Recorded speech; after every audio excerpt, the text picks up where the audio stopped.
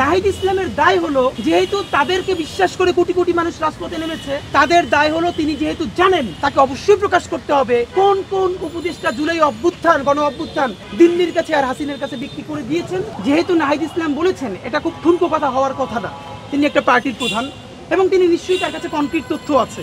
এবার তার নৈতিক দায় হয়ে দাঁড়িয়েছে কোন কোন উপদেষ্টা বাংলাদেশের গণ অভ্যুত্থানকে সাথে গাদ্দারি করলো, বিক্রি করে দিল, করাপশন করলো, এইটা তাকে প্রকাশ করতেই হবে।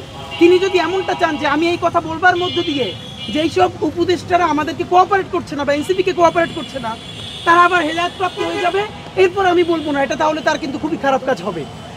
যদি তারা এনসিপিকে উপকার করুক না করুক, নাহিদ ইসলামের দায় হলো, যেহেতু তাদেরকে বিশ্বাস করে কোটি কোটি মানুষ রাজপথে নেমেছে, তাদের দায় হলো তিনি যেহেতু জানেন তাকে অবশ্যই প্রকাশ করতে হবে কোন কোন উপদেষ্টা জুলাই অভ্যুত্থান, গণ অভ্যুত্থান দিল্লির কাছে আর হাসিনের কাছে বিক্রি করে দিয়েছেন বা করতে চাচ্ছেন।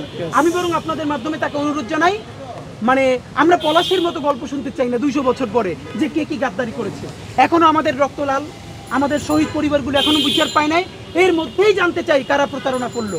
আর এটা যদি নাহিদ ইসলাম না করেন তাহলে তিনিও ইতিহাসের কাঠগড়া অবশ্যই তাকে দাঁড়াতে হবে, যেহেতু তিনি জানেন।